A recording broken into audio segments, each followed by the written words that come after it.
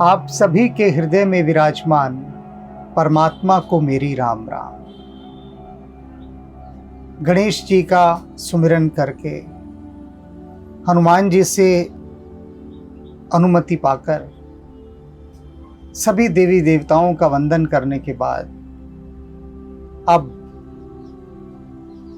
रामचरितमानस के अयोध्या कांड का शुभारंभ होने जा रहा है।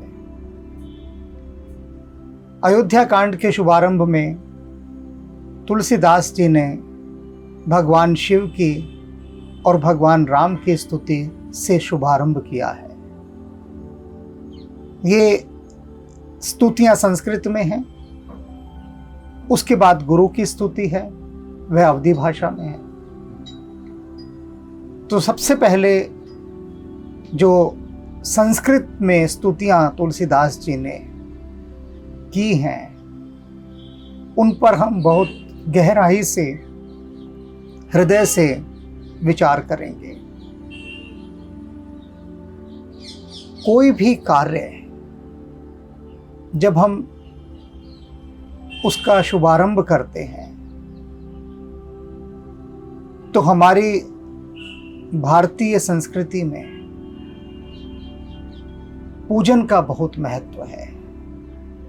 सभी देवी देवताओं से आशीर्वाद लेना, गुरुजनों से आशीर्वाद लेना, कुल वृद्धों से आशीर्वाद लेना, पितरों को प्रसन्न करना, और ये सब जो बातें हैं ये व्यर्थ की नहीं है, बहुत गहरी बातें हैं। और ये हमारे रोम रोम में बसी हुई है। किसी ने भी अपनी दुकान का उद्घाटन करना है, घर का करना है, किसी भी स्थान का, तो कितनी पूजाएं होती हैं, हवन होते हैं, और जो भी मंगलमय होता है वह सब किया जाता है। सभी देवताओं को मनाया जाता है, क्योंकि देवताओं की प्रसन्नता के बिना कार्य सिद्ध नहीं होते हैं। कहा गया है, यथा वेकेन चक्रेण्य रथस्य गति भवेत् तथा पौरुष कारण बिना देवम न सिद्ध्यन्ति। जिस प्रकार से रथ एक पहिए से गति नहीं कर सकता, रथ को यदि गतिमान करना है, उसे चलाना है, तो दो पहिए तो कम से कम आवश्यक हैं रथ में, दो पहिए। तो उसी तरह से जो जीवन रूपी रथ है यह दो पहियों से चलता है, पुरुषार्थ और भाग्य। और भाग्य है देवम न सिद्ध्यन्ति, देवता के बिना सिद्ध नहीं होता। देवता जब प्रसन्न होते हैं तो हमारे भाग्य में यदि कुछ ना भी हो तो उसे हटाने का सामर्थ्य उनके पास है, उसकी शक्ति उनके पास है, और वे उसे हटाकर हमारे लिए मार्ग प्रशस्त कर देते हैं। कोई यह ना सोचे कि मेरे भाग्य में ही नहीं था, है ही नहीं, तो देवता भी क्या कर सकते हैं। नहीं, वे कर सकते हैं।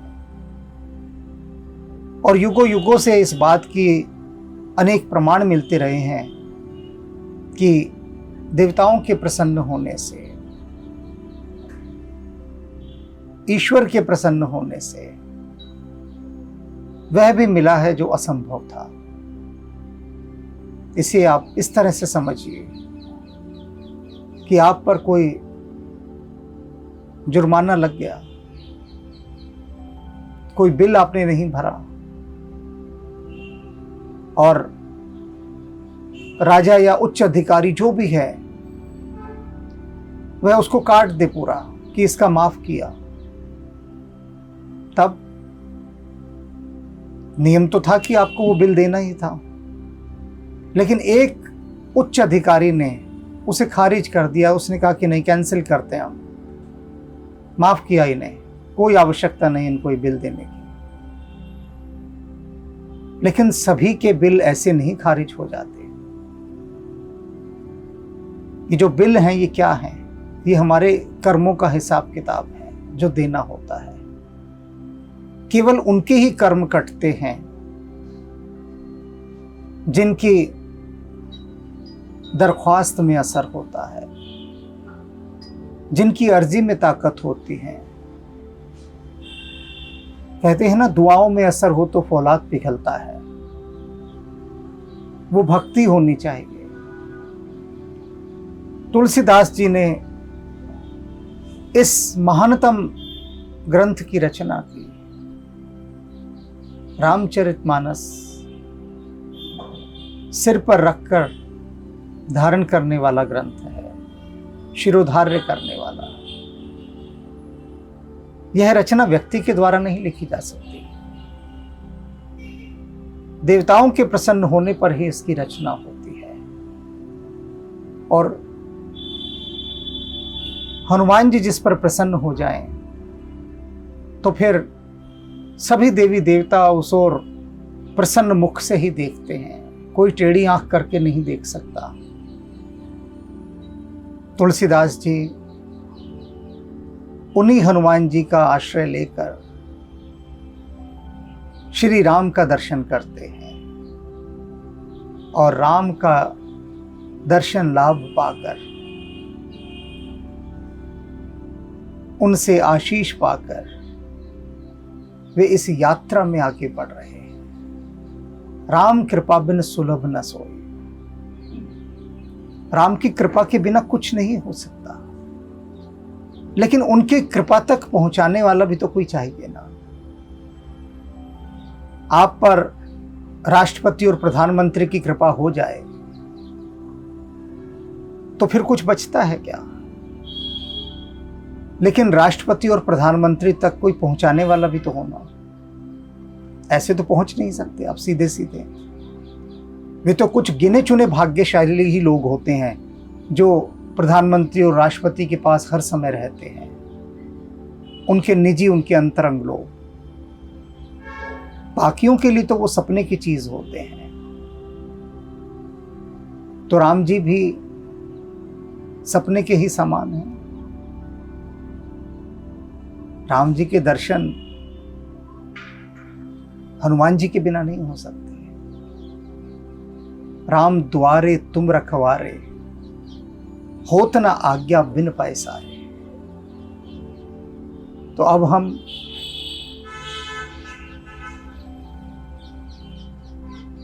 तुलसीदास जी की उस स्तुति की ओर चलते हैं जो भगवान शिव का वंदन कर रही है। वे शिव जिनके हृदय कमल में भगवान शिव के चरण अवस्थित हैं, जिनके हृदय की मानसरोवर की झील में श्री राम रूपी हंस विचरते हैं, उन भगवान शिव का तुलसीदास जी वंदन कर रहे हैं, पूजन कर रहे हैं, उनकी स्तुति कर रहे हैं, उनसे आशीर्वाद मांग रहे हैं। यस्यांके च विभाति भूधर सुता, देवापगामस्तके,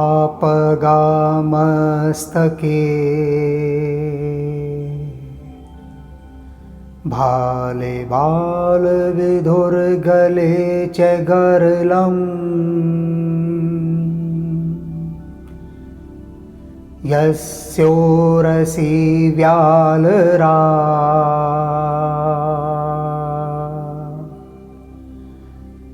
सोऽयं भूतिविभूषणः सुरवरः,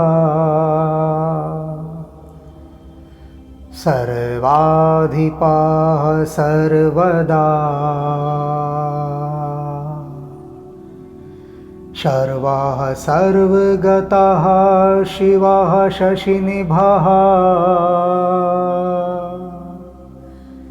श्रीशङ्करः पातु माम्,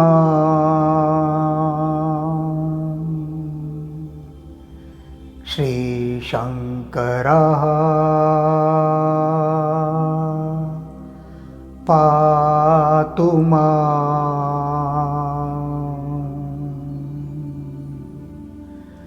श्रीशङ्करः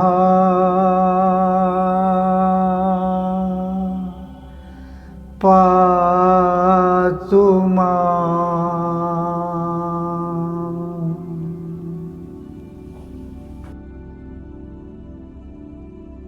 हिमाचल सुता पार्वती जी जिनकी गोद में विराजमान हैं, जिनके मस्तक पर देव नदी पवित्र पावनी गंगा जी हैं, ललाट पर द्वितीया का चंद्रमा शोभायमान है, कंठ में कालकूट विष है और हृदय स्थल पर सर्पराज श्री शेषनाग जी विराजमान हैं। वे भस्म से विभूषित देवताओं में सर्वश्रेष्ठ, सर्वेश्वर, संहार करता, भक्तों के पाप का नाश करने वाले, सर्वव्यापक, कल्याण रूप, चंद्रमा के समान शुभ्रवर्ण श्री शंकर जी सदा मेरी रक्षा करें। श्री शंकर जी सदा मेरी रक्षा करें। श्री शंकर जी सदा मेरी रक्षा करें। प्रसन्नतायानगताभिषेकतस्तथा नामं लेवनवास दुःखतः मुखाम्बुज श्रीरघुनन्दनस्य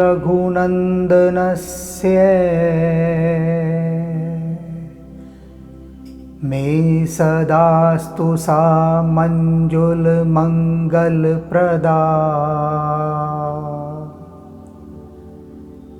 मे सदास्तु सा मञ्जुलमङ्गलप्रदा।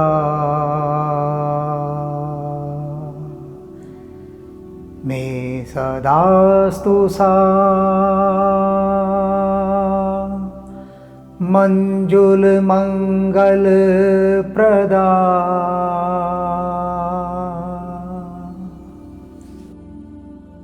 रघुकुल को आनंद देने वाले श्री रामचंद्र के मुखारविंद की शोभा कैसी है। उनके मुख की शोभा का अपूर्व वर्णन करते हुए, दिव्य वर्णन करते हुए तुलसीदास जी कह रहे हैं कि वे श्री राम ऐसे हैं जो न तो अभिषेक होने से प्रसन्न हो रहे थे और न ही जब उनको वनवास में जाने का संकेत प्राप्त हुआ तब उससे वे उदास हुए। दोनों ही स्थितियों में वे सम थे। ऐसे श्री रामचंद्र के मुख कमल की जो छवि है वह मेरे लिए सदा मंगलों को देने वाली हो। वह मेरे लिए सदा सुंदर मंगलमय कार्यों को करने वाली हो। वह सदा मेरा कल्याण करने वाली हो।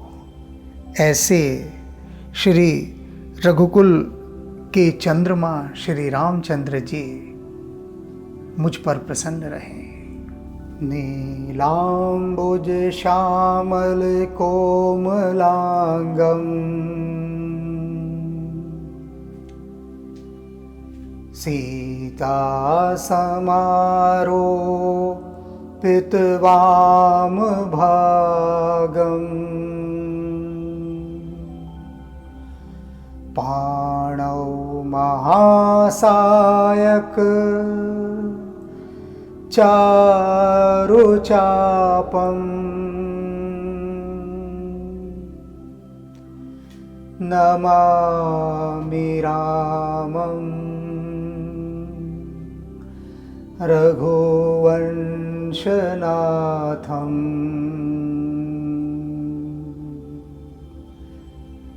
नमामि रामं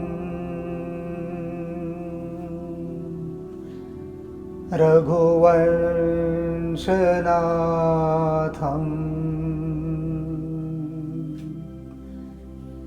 नमामि रामं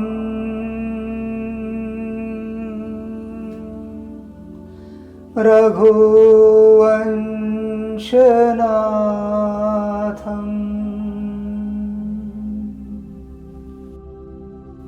नील कमल के समान श्याम और कोमल जिनके अंग हैं, श्री सीता जी जिनके वाम भाग में विराजमान हैं और जिनके हाथों में बाण और सुंदर धनुष है, उन रघुवंश के स्वामी श्री रामचंद्र जी को मैं नमस्कार करता हूँ। श्री रामचंद्र जी को मैं नमस्कार करता हूँ।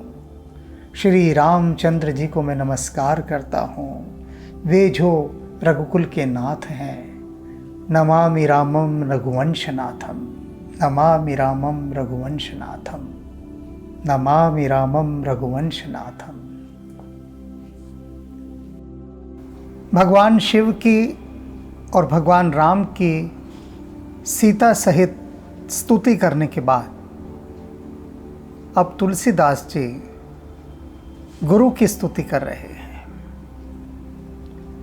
और यह स्तुति सारा संसार जानता है, क्योंकि हनुमान चालीसा का शुभारंभ गुरु की इसी वंदना से हो रहा है। श्री गुरु चरण सरोज रज, निज मन मुकुर सुधार, बरनऊ रघुबर बिमल जस, जो दायक फल चार। गुरु की महिमा का बखान करते हुए तुलसीदास जी अपने हृदय के भावों को अभिव्यक्त कर रहे हैं। कहते हैं, श्री गुरु चरण सरोज रज। वे जो मेरे गुरु हैं, श्री संपन्न, उनके जो चरण कमल हैं, चरण सरोज चरण कमल हैं, उनकी जो रज है, उनकी जो चरण कमलों की जो धूल है, उससे मैं निज मन मुकुर सुधार, अपने मन रूपी दर्पण को सुधारना चाहता हूँ। बिगड़ा हुआ है वो दर्पण, क्योंकि उस दर्पण में जो भी प्रतिबिंब बनता है बिगड़ा हुआ बनता है, विकृत बनता है, दूषित बनता है। मेरा मन बाहर की जिस भी वस्तु को देखता है और उस मेरे मन रूपी दर्पण में आते आते वो चित्र दोष से भर जाता है, पाप से भर जाता है, विकृत हो जाता है। जैसे कि कुछ खराब दर्पण होते हैं, डिफेक्टेड लुकिंग ग्लास, तो उसमें जो इमेज बनती है, जो प्रतिबिंब बनता है, वह विकृत बनता है, टेढ़ा मेढ़ा, साफ नहीं बनता, ठीक नहीं बनता, एग्जैक्ट नहीं बनता, सटीक नहीं बनता। आप उसके आगे खड़े हो जाएं तो आपको वह टेढ़ा मेढ़ा दिखाएगा। ऐसा ही कहते हैं कि मेरे जो मन का दर्पण है ना, इसे मुझे सुधारना है, साफ करना है। कैसे सुधरेगा, कैसे साफ होगा? गुरु के चरण कमलों की धूल जब लगेगी, इस दर्पण पर रगड़ाई होगी, घिसाई होगी, उसकी पिटाई होगी, तब यह सुधरेगा।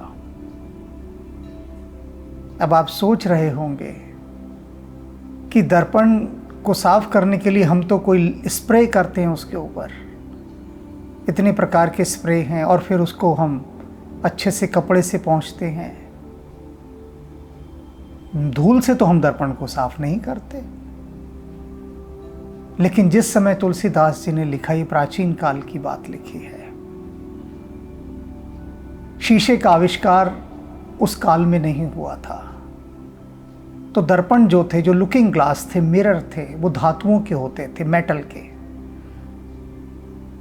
अब आप की बुद्धि एकदम से सोचने ना लग जाए कि मेटल का दर्पण, तो उसको मैं ज़्यादा सोचने नहीं देता। घर की स्टील की थाली उठाइए और थाली को अपने मुंह के आगे रखिए, तो आपको अपना चेहरा दिखाई दे जाएगा।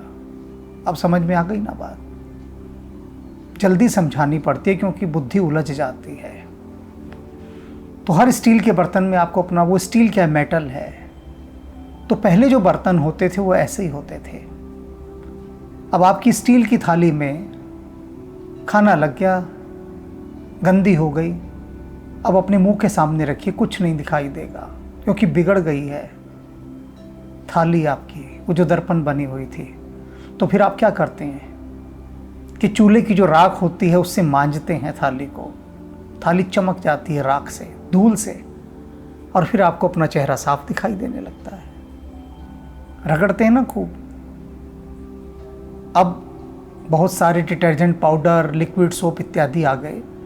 पहले धातुओं के बर्तन को चूल्हे की जो राख होती थी उसे छानकर उससे मांजा जाता था और चमक जाते थे, और उसी से सभी श्रृंगार करती थीं स्त्रियां उस थालियों को देख देख कर। तो धातु के दर्पण होते थे। तो कहते हैं मेरा जो मन है ना, ये भी उसी धातु के दर्पण के समान है जो बिगड़ गया है, खराब हो गया है। तो इसको चमकाना पड़ेगा, रगड़ाई करनी पड़ेगी इस पर। घर बनता है, फर्श डलता है, पत्थर कैसा रूखा सूखा होता है, फिर उस पर मशीन चलती है, बट्टियों की रगड़ाई होती है, और मशीन उस फर्श को घिस घिस कर कांच जैसा बना देती है कि आप चेहरा देख लें अपना। पत्थर ऐसे चमक उठता है। तो ठीक ऐसे श्री गुरु चरण सरोज रज, ये जो गुरु के चरण कमलों की धूल है, ये इतनी पवित्र और पावन है कि मेरे मन रूपी दर्पण के सारे मैल को निकाल के बाहर कर देगी, और वो चमक जाएगा और मन उजियारा होए, मेरे मन में उजाला हो जाएगा। तो ये पंक्ति आप अच्छे से समझ लीजिए कि गुरु के चरणों की धूल के अतिरिक्त मन को शुद्ध करने का और कोई मार्ग नहीं है। आप लाख किताबें पढ़ लीजिए, लेकिन जब तक गुरु की आशीष, गुरु का आशीर्वाद, गुरु का मार्गदर्शन साथ नहीं होगा, तब तक पुस्तकों का भी लाभ नहीं होगा। विद्यार्थी जाते हैं ना विद्यालय में, क्यों जाते हैं? घर पढ़ लेना सारी पुस्तकें, क्योंकि पुस्तक भी तभी काम करती है जब शिक्षक समझाता है। गुरु का आश्रय लेकर ही पुस्तकीय ज्ञान भी, शास्त्रीय ज्ञान भी हमारे भीतर के ज्ञान में वृद्धि करता है, उससे पहले नहीं करता।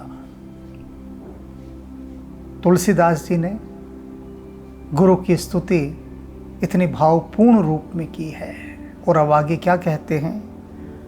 बरनऊ रघुबर बिमल जस, जो दायक फलचार। अब मैं उन रघुवीर का, श्री रामचंद्र जी का, उनके यशों का यशोगाथा गाने जा रहा हूँ, यशगान करने जा रहा हूँ। उनकी जो महिमा है उसके गीत गाने का जा रहा हूँ मैं। बरनऊ रघुबर बिमल जस, और कैसा यश है उनका, विमल, जिसमें मल नाम मात्र का भी नहीं, दोष नाम मात्र का भी नहीं, कण मात्र का भी नहीं। ऐसे भगवान श्री राम, उनका मैं गुणगान करने जा रहा हूँ। और कैसा है उनका नाम, कैसा है उनका गुणगान? चारों फलों को देने वाला, धर्म, अर्थ, काम, मोक्ष। राम नाम के बिना इनकी प्राप्ति नहीं है। राम नाम की महिमा गाते गाते गाते गाते ये चारों फल स्वतः ही खींचे चले आते हैं। जैसे कि पुष्प की सुगंध से भंवरे और तितलियां खींची चली आती हैं, ऐसी महिमा है राम के नाम की। और उनकी महिमा गाने के लिए तुलसीदास जी को सबसे पहले अपने मन को शुद्ध करना है, पवित्र करना है। बिना पवित्र मन के हुए राम की महिमा गाई नहीं जा सकती। तोते की तरह दोहराई बेशक से जा सकती है, हृदय से नहीं गाई जा सकती। हृदय तो तब जुड़ता है जब वह पावन हो चुका होता है, पवित्र हो चुका होता है, विशुद्ध हो चुका होता है, निर्मल हो चुका होता है। और उसको निर्मल बनाने के लिए ही गुरु से बारंबार तुलसीदास वंदना कर रहे हैं, उनकी चरण रज ले रहे हैं। जब ते राम ब्याह घर आए, कहते हैं अब जब से राम ब्याह कर घर आए हैं तब से क्या हुआ है, नित नव मंगल मोद बधाए। प्रतिदिन नए नए मंगलमय आयोजन हो रहे हैं, बधाइयों पर बधाइयाँ चल रही हैं, सेलिब्रेशन थमा नहीं है, महफिलों के दौर चलते रहे, एक के बाद एक उत्सव, एक के बाद एक उत्सव, और पूरी अयोध्या में महोत्सव हो रहे हैं। भुवन 4-10 भूधर भारी, और ऐसा लग रहा है कि जैसे जो 14 भुवन हैं ये भारी भारी पहाड़ हैं, और सुकृत मेघ, ये जो पुण्य के मेघ हैं, ये मेघ क्या कर रहे हैं, बरस ही सुख बारी, सुख की वर्षा कर रहे हैं। ये जो राम का विवाह है ना, इससे ऐसा पुण्य सृजित हुआ है कि जो 14 भुवन हैं, उन 14 भुवन रूपी पर्वतों पर इस समय पुण्यों के बादल घिर आए हैं और सुखों की वर्षा हो रही है, सुख का जल बरसा रहे हैं। प्रत्येक लोक में एक ही बात, एक ही गीत कि राम का और सीता का विवाह हो गया है, वे घर लौट आए हैं। इसके अतिरिक्त और कोई आनंद का विषय नहीं है। रिद्ध सिद्ध संपत्ति नद सुहाई, उमगी अवध अंबू कहीं पाई। रिद्धि और सिद्धियां क्या हैं, ये नदियां हैं, और ये नदियां पगलाई हुई अयोध्या रूपी सागर की ओर दौड़ती जा रही हैं। अयोध्या को सागर बताया है, राम वहां पर हैं, सीता वहां पर हैं। तो ये जो जितनी रिद्धि सिद्धियां हैं ना, ये जैसे नदी बावरी सी हुई, पगलाई सी हुई, बौराई सी हुई, दीवानी सी दौड़ी जाती है सागर में समाने के लिए। इसी प्रकार सारी रिद्धि सिद्धियां सब अयोध्या में ही दौड़ी चली आ रही हैं, और अयोध्या का वैभव दिन दोगुनी रात चौगुनी उन्नति करता जा रहा है।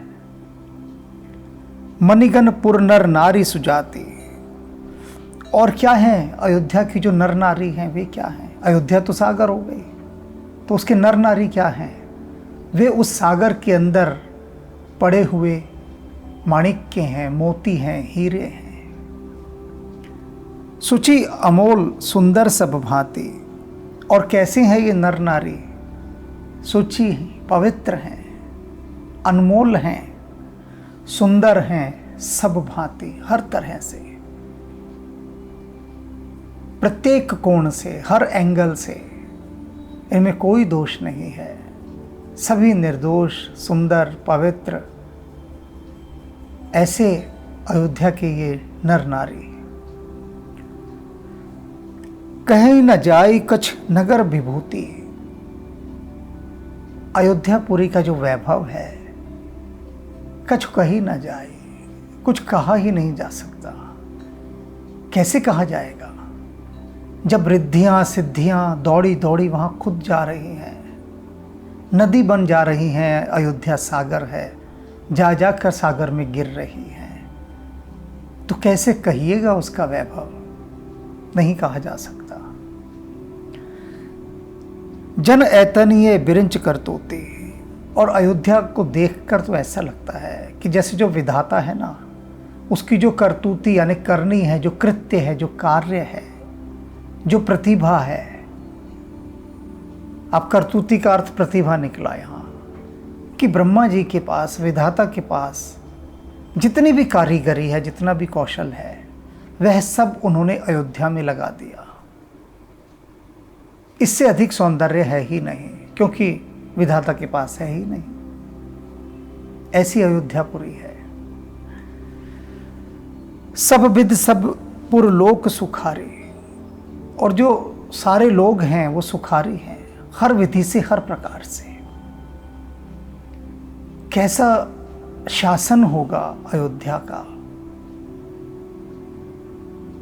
बुद्धि में नहीं समाता। सोच सोच हार गया मैं, सोच सोच।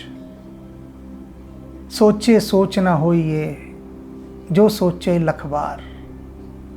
लाखों बार सोचना, फिर सोचना ही छोड़ दिया कि ऐसा कैसा शासन होगा कि सब लोग सुखी हैं और सब विध, कह रहे ना ये, सब विध सब पुर लोग सुखारी। हर विधि से, हर प्रकार से पूरी प्रजा सुखी है। ऐसा कैसे हो सकता है? किसी को कोई दुख ही ना हो सकता है यदि राजा के प्राण प्रजा में बसते हों। राजा के प्राण यदि प्रजा में बसेंगे तो अपने प्राणों की तो रक्षा हर एक कोई करेगा। हर कोई चाहेगा कि मेरे प्राण सुरक्षित रहें, स्वस्थ रहें, हर तरह से सुखी रहें। और प्रजा ही राजा के प्राण बन गए तो राजा हर विधि उनको सुखी रखता था। यही एक मूल महामंत्र है राजा के लिए। राजा के बाद जो दूसरा स्थान होता है ना, वो परमात्मा का होता है। कोई भी राजा, किसी भी देश का,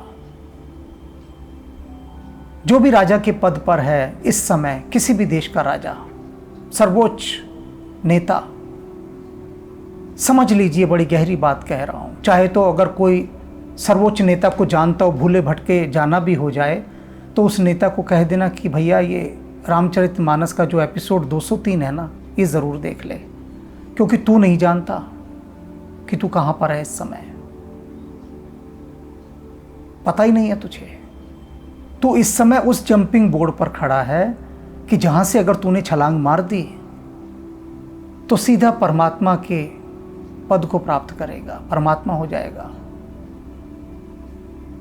क्योंकि तू देवता तो है ही, इसमें कोई दो राय नहीं कि परमात्मा ने तुझे चुना और करोड़ों लोगों का मालिक बनाकर बिठा दिया, पिता बनाकर बिठा दिया। और अब पिता के बाद वास्तव में परम पिता बनने की तेरी बारी है। तो बोल, बनना है या इस पद से नीचे गिरना है? जगत गिरता ही है नीचे, ऊपर नहीं उठता। कितना सौभाग्यशाली होता है वह जिसे परमात्मा किसी भी देश का राजा बनाता है। कितने पुण्य किए होंगे उसने, कितने पुण्य किए होंगे। और यह बात अलग है कि माया उसे घेर कर इस पद से उसको विकृत कर दे, दोष युक्त कर दे, दूषित कर दे। और करती है माया। माया कब चाहेगी कि ये सीधा राजा के बाद परमात्मा के पद को पा ले? उसे तो अड़ंगे लगाने हैं और बखूबी उड़ाती है। तो वो पहला काम क्या करती है कि राजा के मन से प्रजा का प्रेम निकाल देती है। सबसे बड़ा दोष ये उत्पन्न कर देती है राजा के हृदय में। तो इस दोष के आ जाने से फिर वो परमात्मा का पद नहीं प्राप्त कर सकता। मैं बहुत गहरी बात बता रहा हूं, मैं बहुत ही गहरी। क्योंकि जिस भी देश का जो भी राजा है, उस राजा की एक ही चिंता रहती है बस, कि उसके प्राण उसकी पार्टी में बसते हैं। जिस राजनीतिक पार्टी से वह राजा जुड़ा है, उसके प्राण चिरैया वही पार्टी है और कुछ नहीं दिखता उसे। किसी भी संसार के किसी भी राष्ट्र का राजा क्यों ना हो। तो अब जितने भी राजा, जितने भी नेता हो गए हैं, वे देश के नेता नहीं हैं, पार्टियों के नेता हैं। राम किसी पार्टी के नेता नहीं है, दशरथ किसी पार्टी के नेता नहीं है। ये प्रजा के सेवक हैं, प्रजा इनका प्राण है। और जब ऐसी स्थिति होती है तब तुलसीदास जी यहाँ लिखते हैं, सब विद सब पुर लोक सुखारी, रामचंद्र मुख चंद निहारे। और सब क्या करते हैं? जो रामचंद्र जी हैं वे चंद्रमा हो जाते हैं प्रजा के लिए। और प्रजा क्या हो जाती है? चकोर, जो हर समय निहारती रहती है अपने चंद्रमा को, दृष्टि नहीं हटती। कैसे हट जाए? कैसे हट जाए? प्रजा जब प्राण है राजा के, तो राजा उस प्राणों का शरीर हो गया, तो प्रजा अपने शरीर को तो निहारेगी ही ना। तो यह स्थिति अयोध्या की है। मुदित मात सब सखी सहेली, फलित बिलोक मनोरथ बोली। सभी माताएं बड़ी मुदित हैं, प्रसन्न हैं, अति प्रसन्न हैं, सखी सहेलियों के साथ प्रसन्न हैं। फलित बिलोक मनोरथ बोली, और अपने मनोरथ की बेलों को फलता हुआ देख रही हैं। राम लक्ष्मण भरत शत्रुघ्न और इनकी पत्नियां, ये इनकी बेलें ही तो हैं, फल फूल रही हैं, बढ़ रही हैं आगे। राम रूप गुणशील स्वभाव, प्रमुदित होई देख सुन राव। और जो राजा हैं दशरथ, वे तो जहां जाते हैं वहां केवल राम के रूप की, गुण की, शीलता की और स्वभाव की प्रसन्नता ही सुनते रहते हैं। जिधर चले जाएं दशरथ की कोई बात नहीं करता, सब राम की ही बात करते हैं। जो आता है, राम का गुण ऐसा है, राम की शीलता ऐसी है, विनम्रता ऐसी है, स्वभाव ऐसा है महाराज राम का। और महाराज रूप तो आपके राम का दृष्टि नहीं हटती। जो दशरथ के पास आता है या दशरथ जहां जाते हैं, राम का ही गुणगान सुनते रहते हैं। प्रमुदित होई देख सुनि राव, और राजा बहुत प्रसन्न होते हैं इसको सुन सुनकर, निहाल हो जाते हैं कि जहां जाऊं राम की ही गुणगाथा है। आप जहां जाएं और हर जगह आपको अपने बच्चे की प्रशंसा ही प्रशंसा मिले, सारा संसार उसकी तारीफ करता हो, तो आपकी छाती कैसे फूल की कुप्पा हो जाएगी, खून बढ़ जाएगा आपका। और वही दशरथ के साथ है। कहीं भी राम के विषय में कोई एक शब्द ऐसा नहीं सुनते हैं कि उनका सिर लज्जा से झुक जाए। यह बात राजनेताओं के बच्चों को सुननी चाहिए, समझनी चाहिए। ऐसा कोई काम ना करें कि राजा का, उनके पिता का सिर लज्जा से झुके। दशरथ कितने आनंदित हो रहे हैं। सबके उर अभिलाष अस, कई ही मनाई महेश। आप अछत जुब राजपद, राम ही देव नरेश। सबके मन में एक ही अभिलाषा छाई हुई है, पूरी प्रजा के। अस कई ही मनाई महेश, और भगवान शिव को सब मना रहे हैं, उनसे विनतियां कर रहे हैं, निवेदन कर रहे हैं, गिड़गिड़ा रहे हैं, प्रार्थना कर रहे हैं। पूरी प्रजा मन ही मन एक ही चीज मांग रही है भगवान शिव से। क्या? आप अछत जुब राजपद, राम ही देव नरेश। कि राजा अपने जीते जी राम को युवराज्य पद दे दें, युवराज बना दें अपने जीते जी। प्राय ऐसा होता नहीं। राजा जीता रहता है, जीवित रहता है, और युवराज प्रतीक्षा करते रहते हैं। युवराज ही नहीं बनाते पहले तो युवराज घोषित कर दें, इतना ही कर दें अपने जीते जी। सभी ये मना रहे हैं मन ही मन। अब प्रश्न यहां एक उठता है कि पूरी प्रजा यह क्यों मना रही है? भगवान शिव से क्यों मिन्नतें कर रही हैं कि दशरथ अपने जीते जी राम को युवराज बना दें, अर्थात उनका राज्याभिषेक कर दें? बहुत गहरा कारण है कि राम यदि राजा बनेंगे तो स्वतंत्र रूप से, अपने ढंग से और अधिक प्रजा को उन्नत करेंगे, उसका विकास करेंगे, उसकी सुख सुविधाओं का ध्यान रखेंगे और अधिक।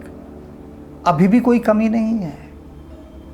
दशरथ तो नाम मात्र के राजा हैं। सारी शासन की व्यवस्था, पूरा प्रशासन राम ने ही संभाला हुआ है। राम का ही ये प्रसाद है कि सब इतने सुखी हैं। अन्यथा दशरथ को इतना अवकाश नहीं है। अब सारी व्यवस्था राम देखते हैं, पूरी प्रजा देख रही है। कि राम प्रति क्षण प्रजा की सेवा में लगे हैं, तो राजा तो अब राम को होना चाहिए ना। और शालीनता के कारण, राजा के प्रति सम्मान के कारण वे प्रत्यक्ष कुछ नहीं कह रहे हैं। महादेव शिव से ही विनती कर रहे हैं कि वो ही कोई ऐसा योग बनाए कि बात बन जाए। तो अब देखते हैं कि ये जो पूर्ववासी हैं, अवध के वासी हैं, इनकी प्रार्थना, इनकी विनय, इनकी विनती, निवेदन क्या भगवान शिव तक पहुंच पाता है? तो ये हमें आगे पता लगेगा।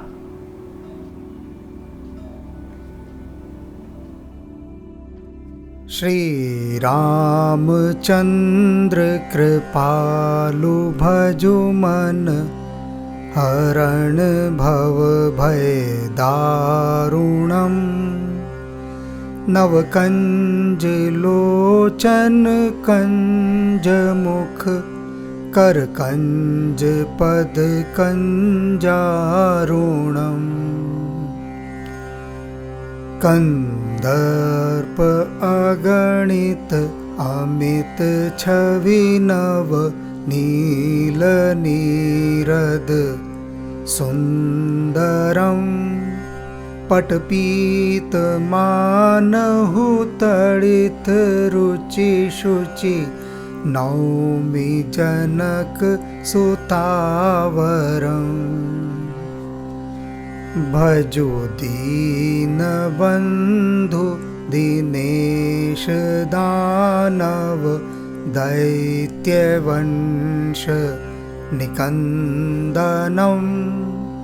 रघुनंद आनंद कंद कौशल, चंद दशरथ नंदनम्। सिर मुकुट कुंडल तिलक चारु, उदारु अंग विभूषणम्। आजानुभुज शर चाप धर, संग्राम जित खर दूषणम्। श्री राम श्री राम श्री राम। इति वदति तुलसीदास शंकर, शेष मुनि मन रंजनम्। मम हृदय कंज निवास कुर, कामादि खल दल गंजनम्।